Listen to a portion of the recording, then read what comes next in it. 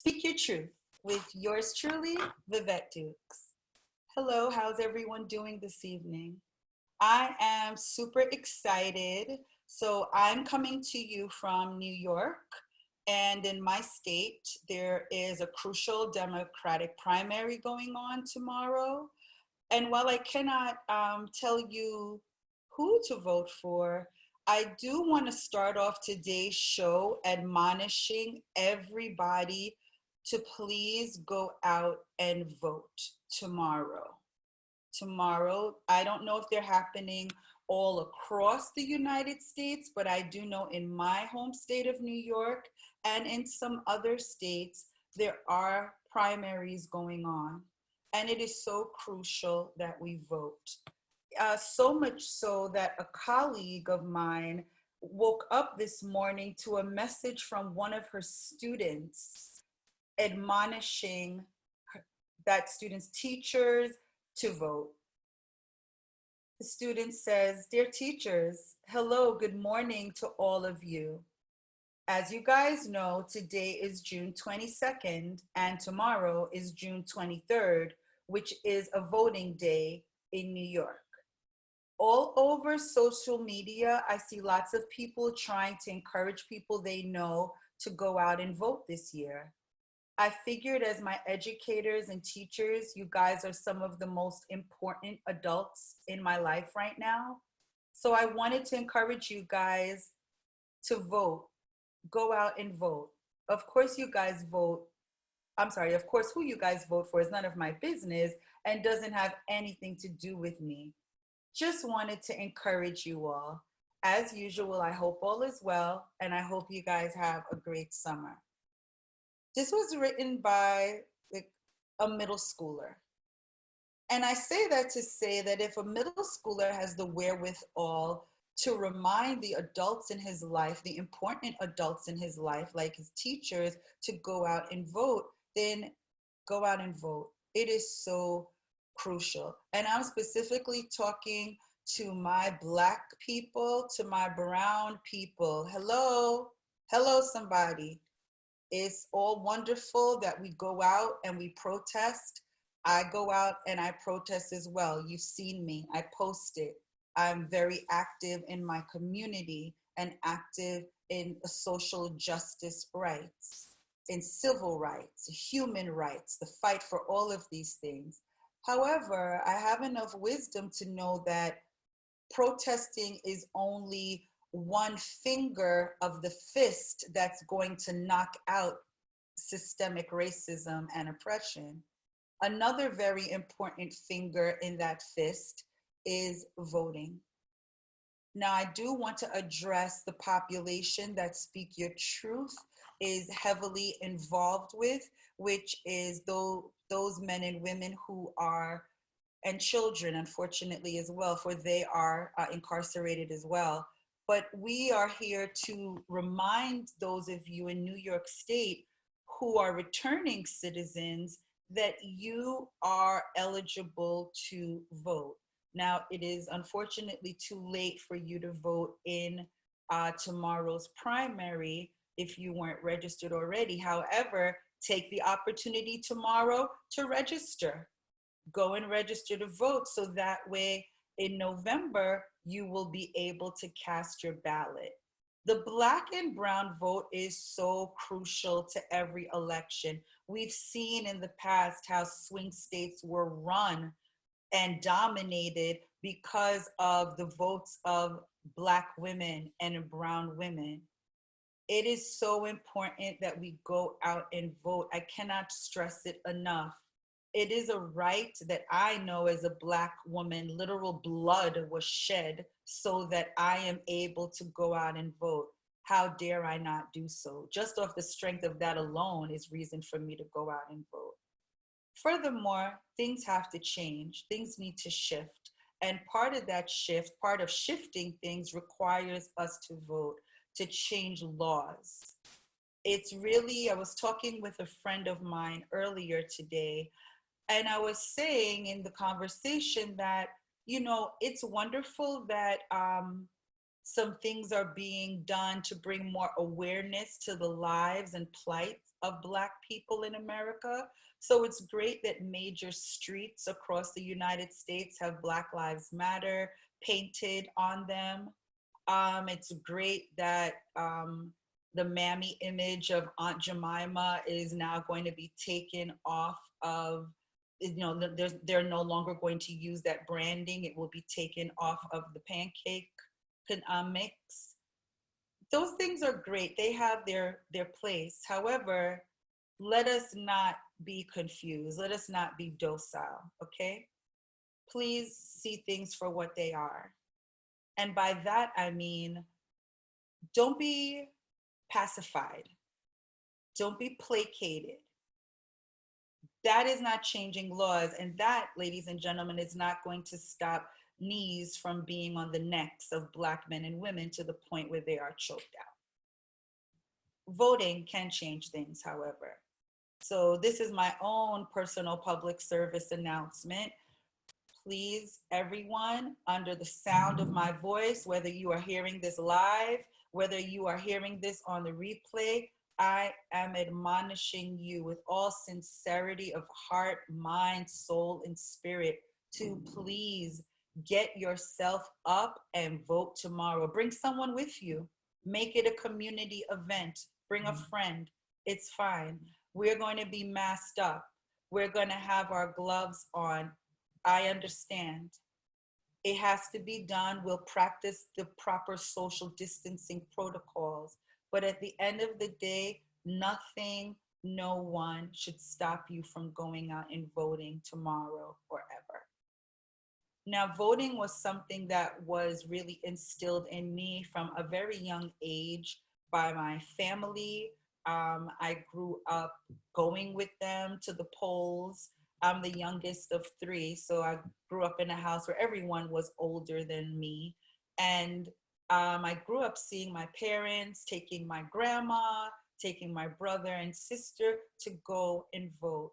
It was a very special occasion in my household, taking my own children when they became of age to go and vote.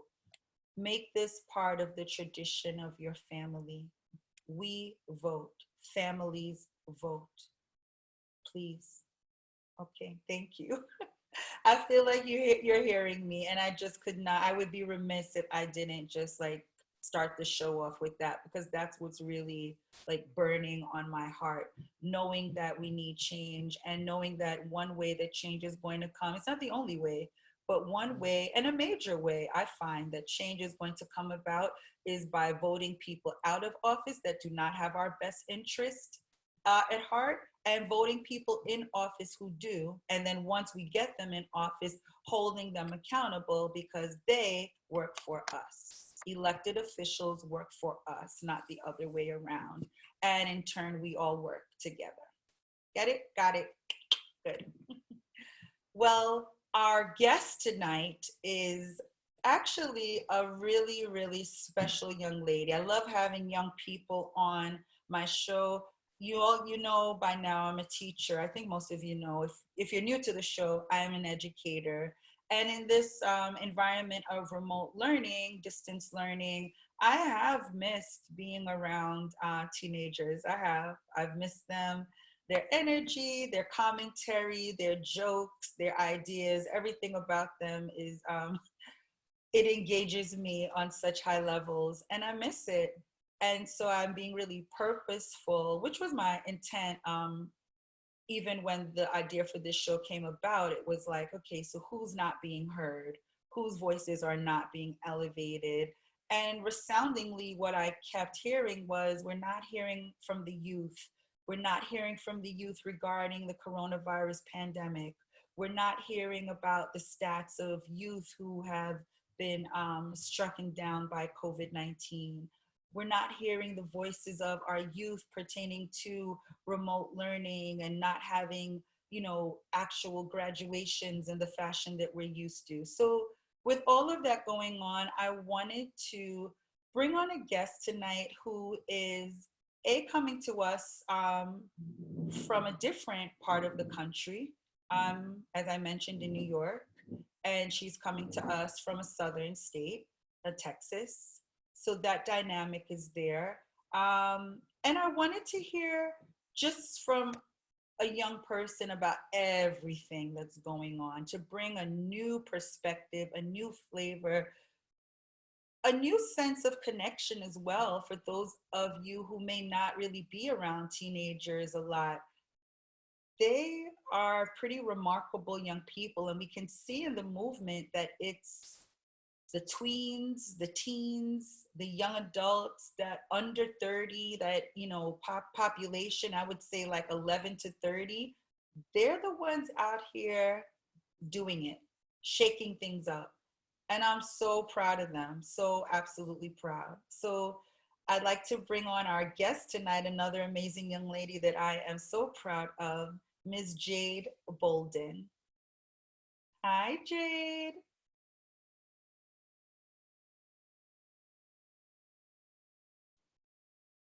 Hi.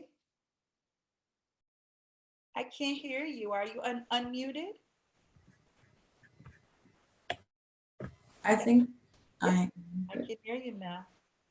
How are you? I'm good. How are you? I'm doing well, thank you. And Jade, I'm so honored to have you on our show tonight. Um, I'll just let everyone know Jade's mom and I actually grew up together. So I've known Jade literally her entire life. And I've enjoyed watching you grow up, to be honest with you. Every time your mom and I speak, she's always highlighting the amazing things that you're doing. You're at an internship here, you're involved with this club in school, you're active, you're just a really active young lady. What drives that in you? I think that I just follow what I like, follow the change that I want to see in the world. Hmm. What does that change? Definitely, I want to see Black people in power more.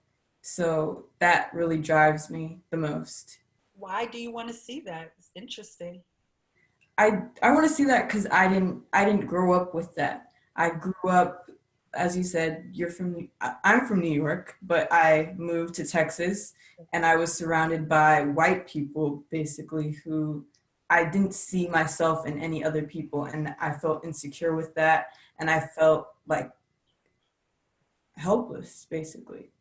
So Talk definitely about that, like representation matters. For you, you believe it definitely. would have made a difference in your life if you had more, if you had seen more Black people, Black women and men and children in your everyday life, Definitely. right? So tell us about your educational experiences. If you're not in school with Black children, who are you in school with? Where do you go to school? Like, tell us about your educational experiences.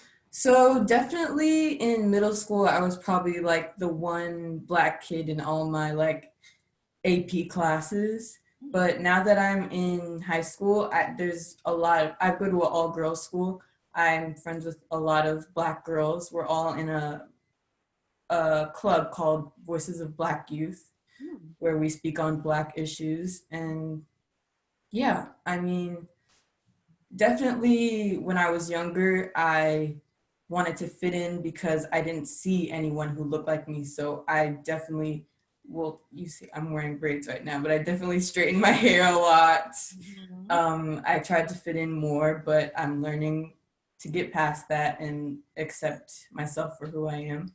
Yes, it does do something to you when you are the only Black person in a space. Definitely. I call it being the resident Michelle Obama, where I'm the voice. So, Vivett, what do you think? Anything that's related in any way to Blackness, whether actual or perceived, that I would somehow be the authority on the voice, as if we all have the same experiences because we're Black.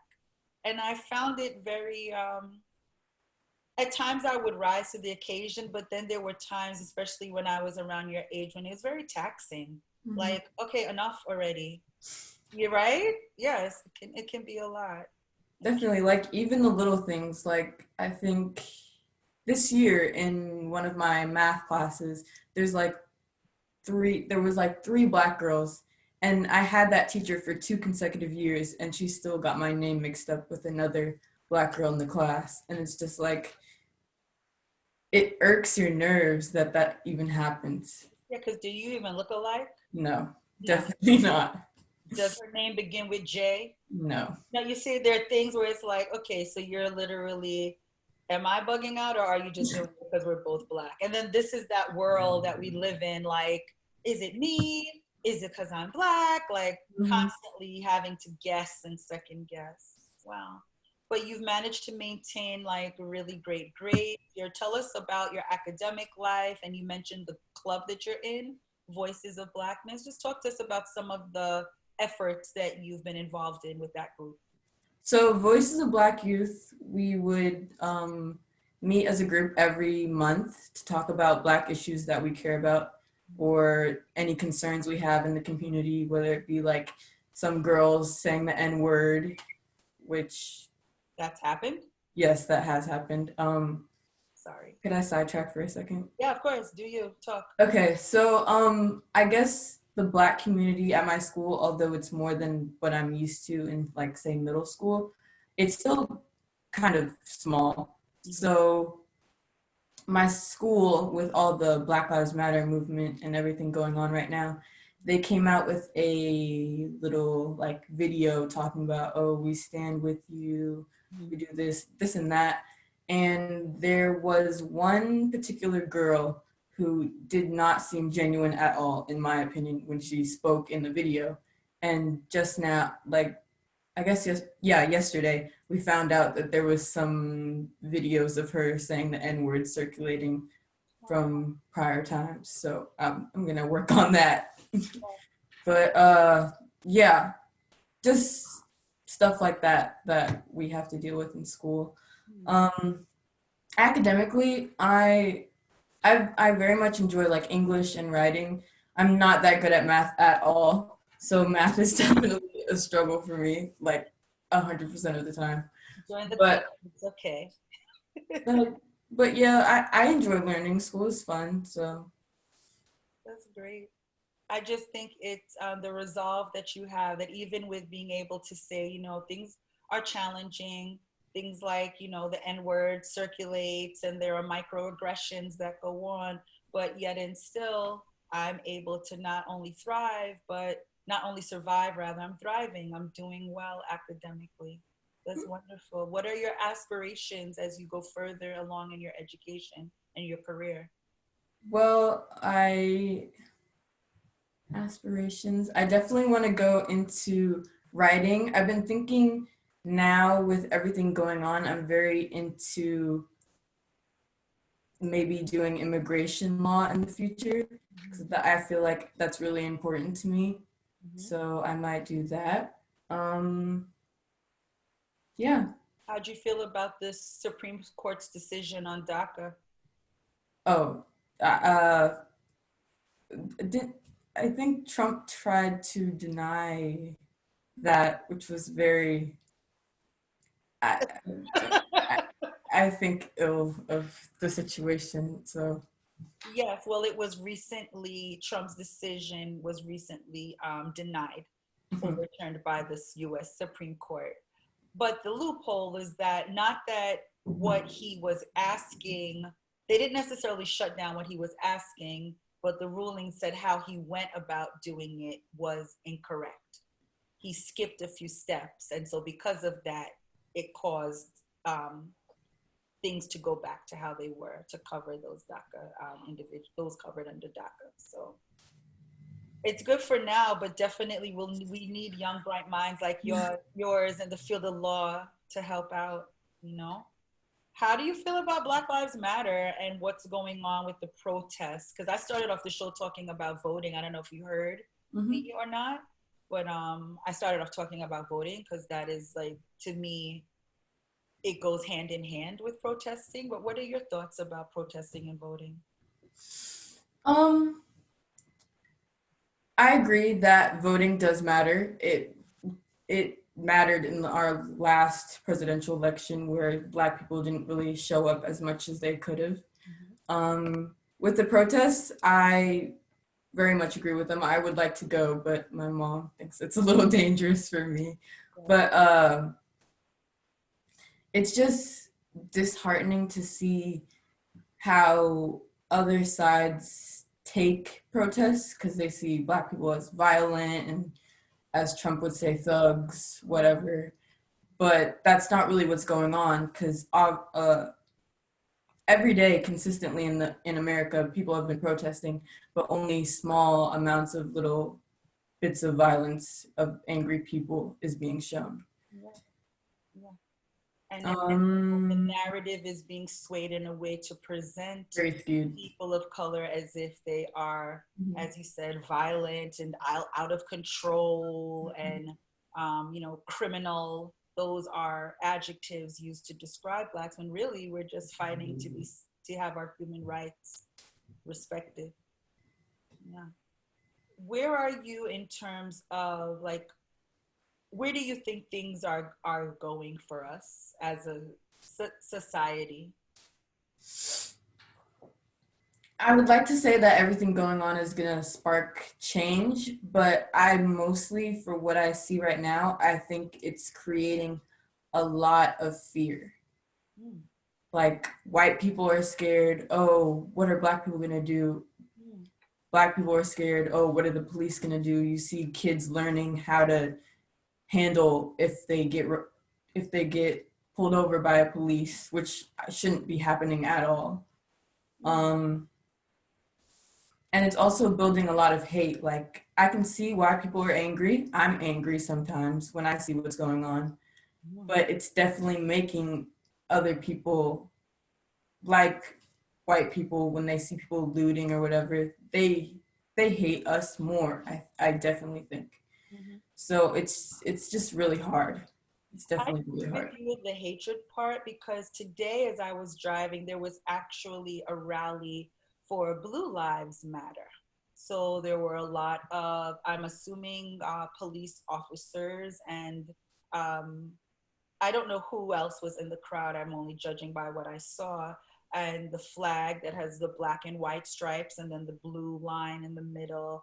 And as I happened to be at a stoplight and I was going to make a turn and they were like along that corner and the venom and the hatred that I saw in their faces, at least that's how I perceived the looks on their faces. It reminded me of an image I was just reminded of recently with the Little Rock Nine. Have you ever learned about the young children who integrated the school in Arkansas? Yes. And they talk about it. There's a famous image of a woman. I can't remember her name right now. She was a girl at the time, and she has on her glasses, and you Are you just talking Ruby Bridges? Is that who we're? she did integrate too. She's not who I, she was younger. This was at the high school level, but around the same time as Okay. Ruby Bridges was integrating in elementary school in a different state. And these children were integrating on a high school in Arkansas. But the images, you know how you'll do like a gallery walk in school and you'll see the different photographs and you have to basically read the photographs?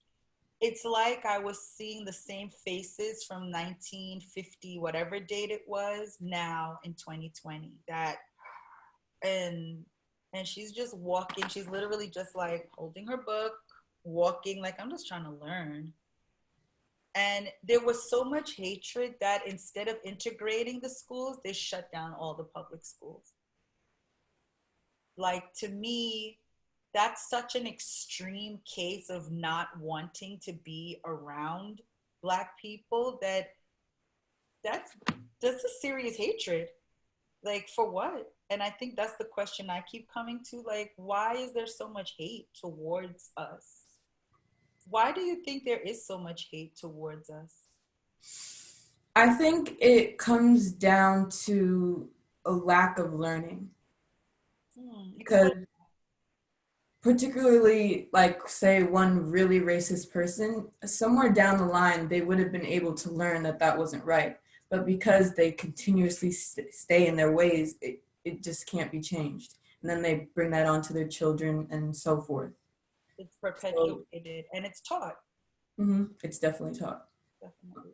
And I definitely think that just very much in America, it's just racism is so integrated into everyday life. Like I've been learning a lot through social media right now. Like said the Aunt Jemima. I didn't know about what that character had stood for. I had no idea.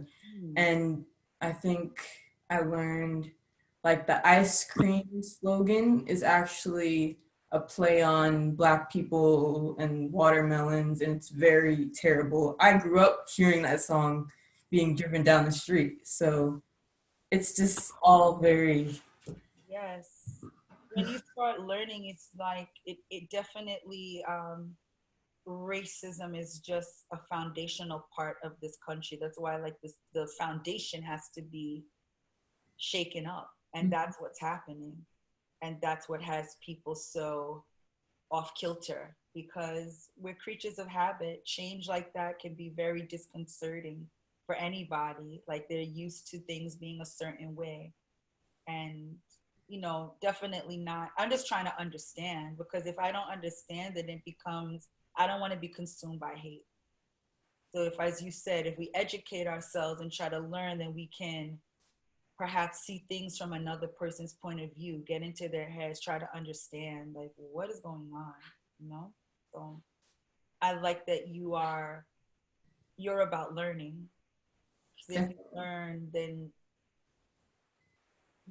you have a lesser chance of falling prey to the lies that the media tells, that the powers that be like to promote. You'll have another narrative to run it by. You know what I mean? Yeah. So you're in Texas, right? Yes, I am. So recently we're seeing spikes in positive coronavirus tests. How has this whole pandemic affected you as a teenager? Um, well, I'm a very antisocial person. So staying home, I don't think it was as much an issue for me as it is other kids. Okay. But I've been very vocal about kids I know staying home. A lot of girls I know I have been going out, seeing their friends. Mhm. Especially where I live in Houston, cases are spiking in teens my age right now. Mm. So, yeah. How has it been coronavirus? I'm trying to think. Yeah, take your time. Good to be thoughtful. Think before you speak. um, Definitely, it was hard the transition to schooling Mhm. during COVID because they didn't tell us that we were going to be online learning.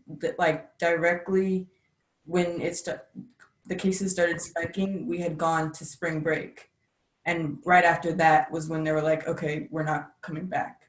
So you were just on like holiday from school, Hmm. and then you thought you were going to go back to Yeah, school, and then they told you don't come back, yeah, and you haven't been back since. no. So, were you used to online learning before this happened? Like, was that something that your school enacted before, or no? I think they definitely had some things in motion that translated into online learning. Like we use, I think, OneNote, which was really easy to use during online learning because if I just write something down, like I'm taking notes, my teacher can see it in the database, like literally as I'm writing it. Oh, So that's an app, OneNote. yeah, Oh, I gotta hold on. I'm writing that down right now. like Really? you can create So, a classroom and then you can see every single student in your class as they're writing it. wow. Mhm. Okay, I'll check that out. Okay. So you could write, so you write something and then your teacher can see it. Mhm. Okay, nice. So you were doing that before the pandemic, you said, or this Yeah. started? We Yeah. used we had been using that just for homework. Okay. So they could see exactly when I did my homework if I was procrastinating at 12 in the morning. Yes. Um, but what else? Testing online was a little hard for me. You took AP test this year? No, I didn't have to do that. I think juniors had to do that. I'm a junior now. Oh, But okay. just like figuring out how to do it on the computer was a little tough for me, Oh, definitely. Um, what about your classes? Did you have live instruction? Were the teachers just posting things online? Because that's come up a lot in conversations like, oh, our teacher's doing enough, they're not doing enough, I don't see my child's teacher, or it's overwhelming, they want them on the computer all day. So I heard so many different, mindsets regarding online learning. What was your experience like? so we didn't really have a standard class day, but every week one of our teachers from each class would set a time during the week to instruct us formally for an hour. Okay. So I had that instruction every week, and then the rest was just spread out. I would have to plan what work I was going to do, what day, and it all had to be turned in by Friday. And was that sufficient for you, that 1 hour a week?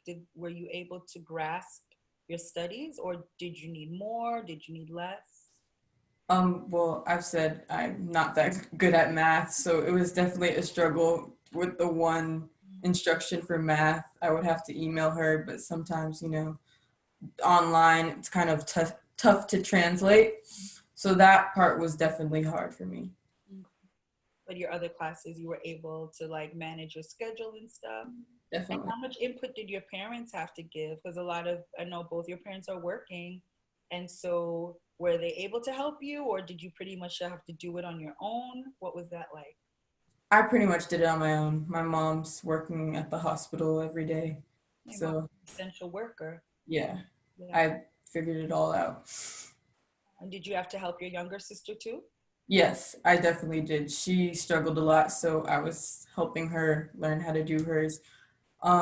She didn't have what I just told you about OneNote, so she wrote everything by hand, took a picture of it, sent it to her teacher, asked a question, then rewrote it all. So Wow. that she was getting really irked by all of that. Sounds like a lot. So how do you manage it? Like you're how old? 16? Mhm. You're 16 years old. You're pretty much doing school by your own. Of course, your parents support you, they're providing for you, but they're out working to provide. You're doing your schoolwork. You get an hour of instruction each class, but you have to organize everything. You have to help your little sister. How do you manage? That sounds like a lot.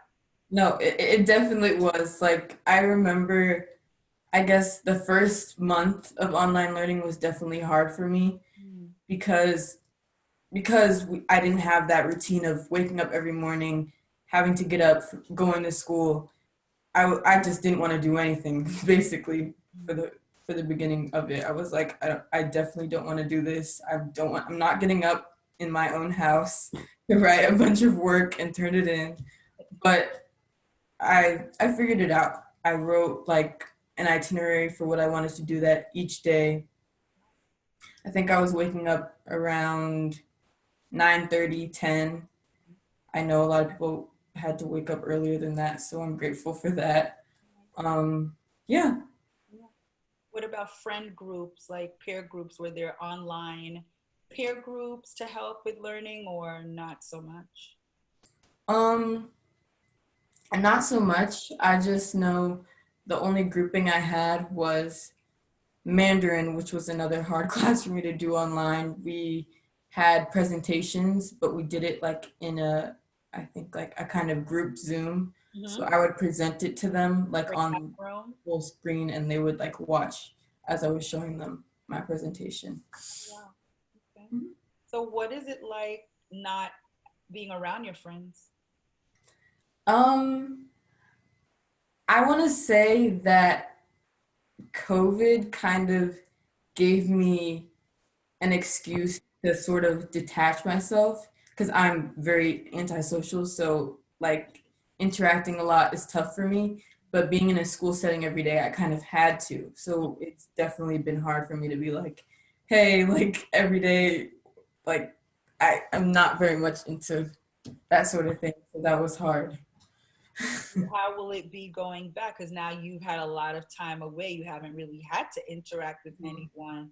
What do you think it's going to be like when you have to go back into the school building? Or are you going back in the school building? Do you even know?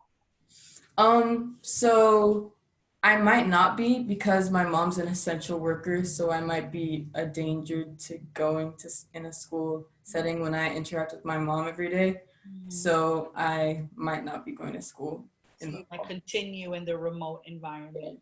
Okay. Sounds like that's a winner for you. You're not mad at. That's good. You know, kids are so resilient. Our students are so resilient. And I'm just happy that you're giving another face to the narrative of what remote learning has been like. Like, I've been hearing so much of the struggle stories, and not that they're not accurate, but it's important that we hear multiple experiences so that we can have a full tapestry, right? A full idea of what's really going on and not just one or two people saying the same thing, you know? So I'm really proud of you because I don't think that I could have handled all of that at 16. Thank you. Yeah, I think that's really exceptional. What are your plans in terms of, so you'll be a junior, big year ahead. I know. Yeah, what are your thoughts about junior year, your plans? It's kind of scary, to be honest. What's scary Like, about it? I don't know, I'm a very plan ahead type of person. So I like looking to the future, but when I'm actually having to act out the steps, it's Hard. like, okay, this is actually happening.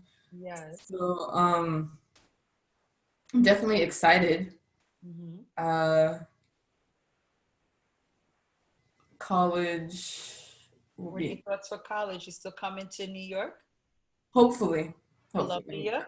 I want to. Okay, that's where you're coming. Yeah. Good. That's right. Are you hearing this, ladies and gents? She's going Ivy League on us, Columbia University, School of Journalism or school law school. Who knows? There's a bright future ahead. Very bright future ahead. Oh, wow. Super proud of you, Jade. Is there anything that you want our guests to know about what it's like to be a young Black woman in 2020? Um, I know that's a loaded question. yeah.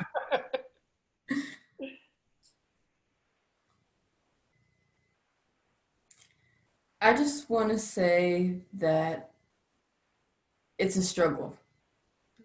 Like, it's just a struggle to see everything in the media right now and not be angry or not be incredibly upset. But we're all moving through it. Mhm. And I think my generation, especially, has the power to make change.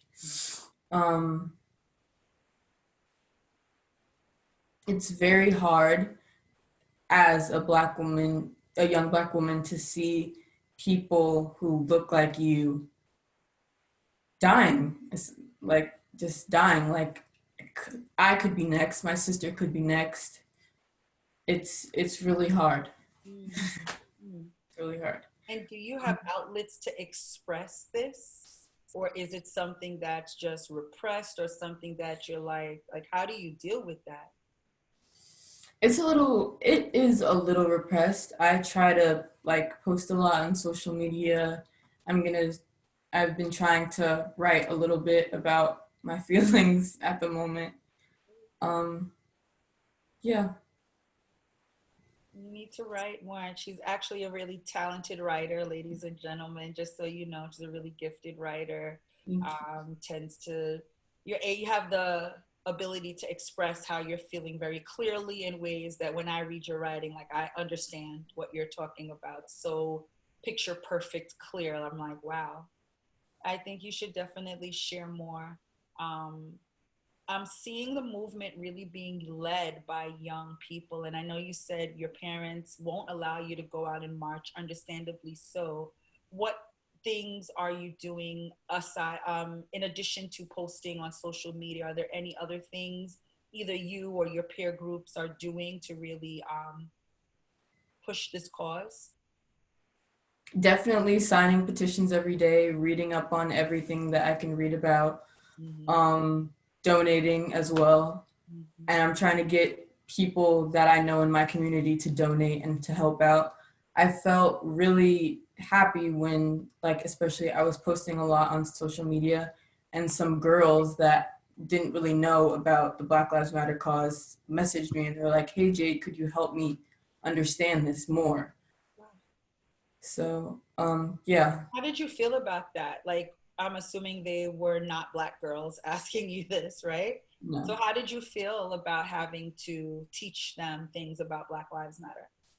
Um, I did say I was happy, but at first when I read it, I was a little annoyed. Like, how can you not get that Black people are dying? How can you not see it so clearly? But Mm-hmm. I understand that this is all a learning process for everyone. So Mm, I was glad to help her understand. wow.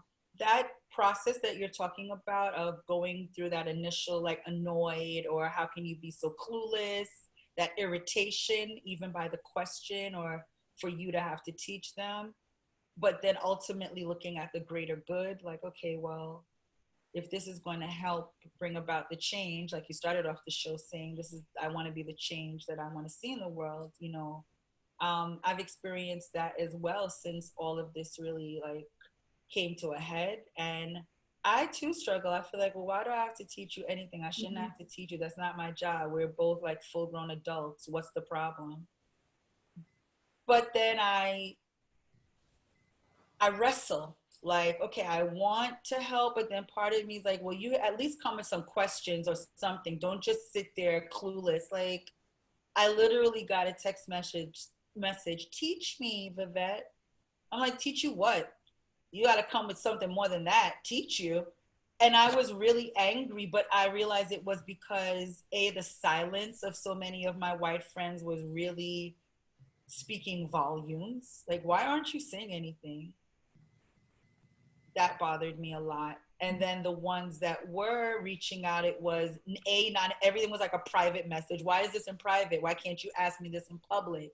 Because you don't want anyone else to know that what you support. Like, there's just so many questions that I find it hard. So I commend you. I still really find it hard. I pray a lot to help me, like, be who I profess to be. Definitely, I can relate to that. Like, I see a lot of my white peers can post like I guess I go to school with a lot of privileged white girls, Mm-hmm. so I can see them like at their little lake houses having fun posting. But then where's the post about Black Lives Matter? I know you have a black friend that you talk to at school, but you can't show up for them online. Instead, you're worrying about your little vacation. So that really irked me. Or one of my white friends had texted me, "Oh, Jade, I'm so proud of like you standing up for what you believe in, but then you can't show up and post awareness for your white friends on your story." Right.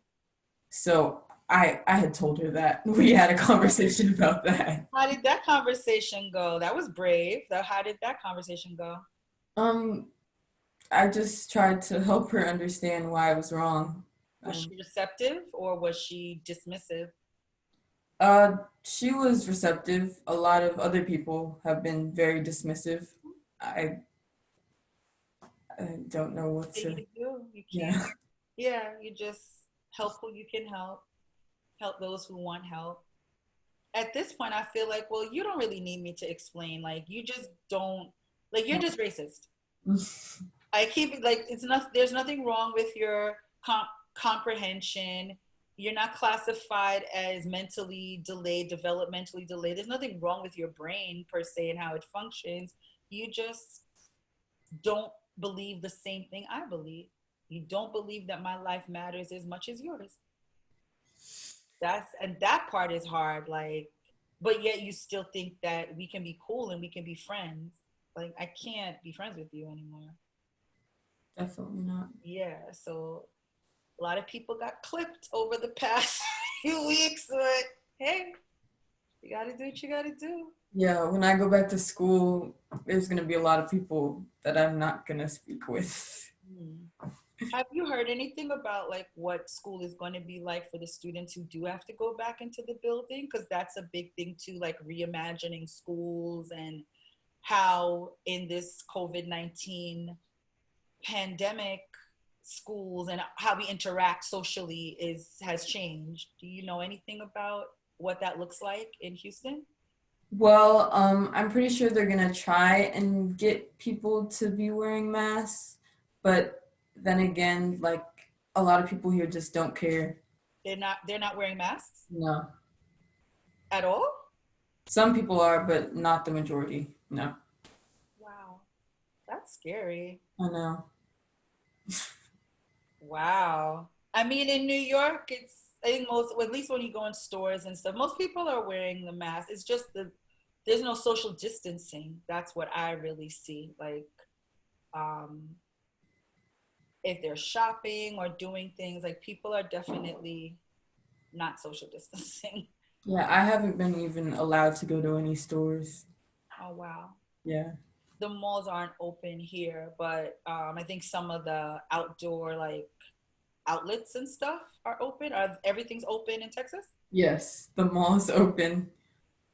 And Like, I remember my sister the other day, she was complaining that my mom wouldn't let her go to the mall with her friends.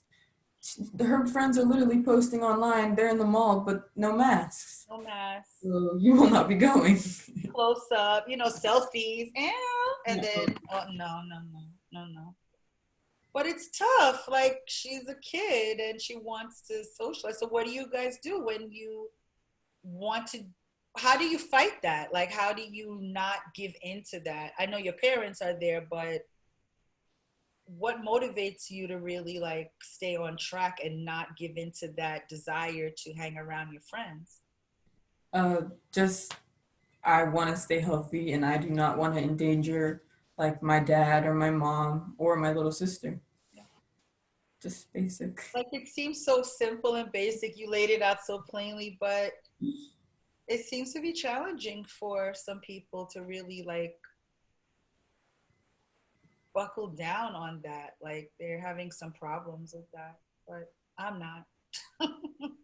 I think it's also a problem with, I don't think people are reading and seeing what's still continuing to go on with the virus. Yeah. What is some information that you have? I mean, enlighten us, Jade. Maybe they'll hear it from you. Like, what do you know about the virus that you would say to people like, take this seriously? What's some information you have?